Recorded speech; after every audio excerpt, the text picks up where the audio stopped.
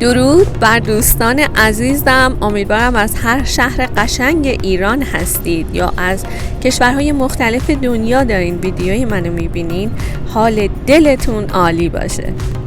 من نازنین هستم و خوش آمدید به کانال سفرهای من. خوشحال میشم همین الان دکمه سابسکرایب رو بزنید و به جمع دوستان من بپیوندید و همینطور دکمه زنگوله کنارش رو تا ویدیوی بعدی من برای شما نمایش داده بشه. سپاسگزارم از تک تک شما عزیزان. دوستای عزیزم، امشب آوردمتون به مرکز خرید پارسیان که تو فلکه دوم تهران پارسه و یکی از مجموعه کامل مراکز خرید شرق تهرانه. همونطور که دیدین اومدیم قسمت زیر زمین که هایپر مارکت این مجموعه هست و کل تهران پارسیا مواد خوراکی خودشون از این قسمت خریداری میکنن.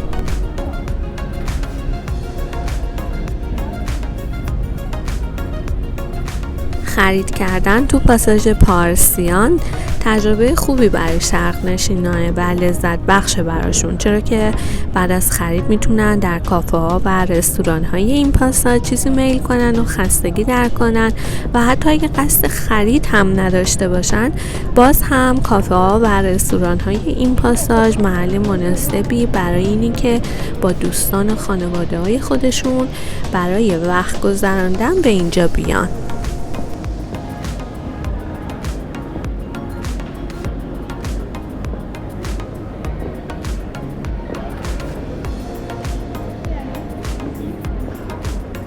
ساختمون پاساژ پارسیان در 10 طبقه ساخته شده، 537 واحد تجاری و اداری داره.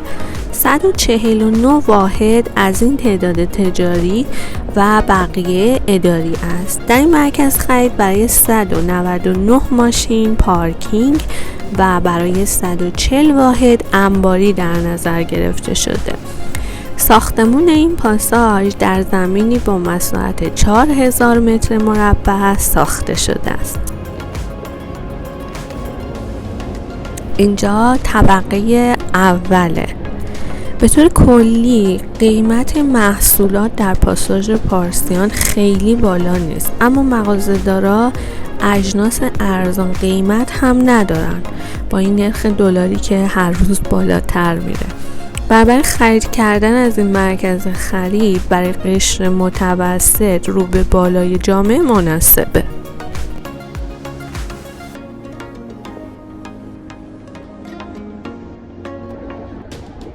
اینجا یه مانتو فروشی بود که تازه افتتاح شده و قیمت‌هاش نسبت به مراکز خریدی که تا حالا رفتم خیلی مناسب بود.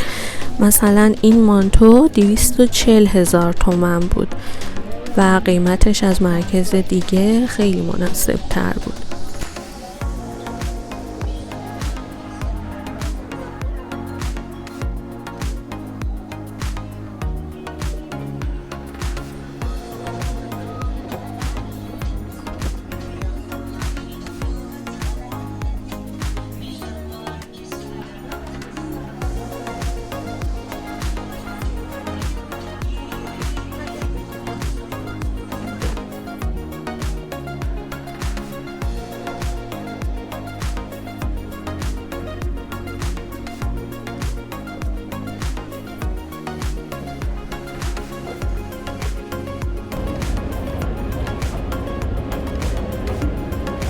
این قسمت طبقه سوم بود. کلاً انواع کالاها توی این مرکز به فروش میرسید، از پوشاک و زیورالات تا کامپیوتر و لوازم خانگی. راستی دوستان، اگه تا الان کانال منو سابسکرایب نکردین خیلی خوشحالم میکنین که ازم حمایت کنین و کانالمو سابسکرایب کنین برای ارسال ویدیوهای بیشتر از مکانهای مختلف تهران و همچنین شهرهای قشنگ ایران.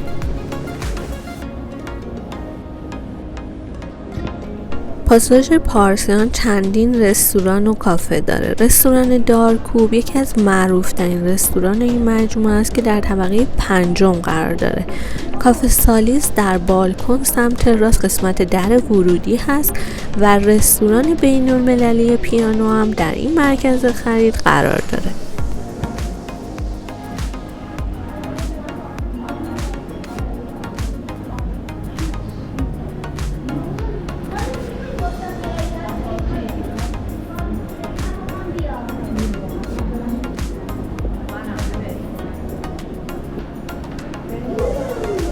دوستانی که میخوان با مترو به این مجموعه بیان میتونن با مترو تهران پارس که تو خط 2 فرهنگ سرا صادقی قرار داره پیاده بشن و با تاکسی یا پیاده به این قسمت بیان.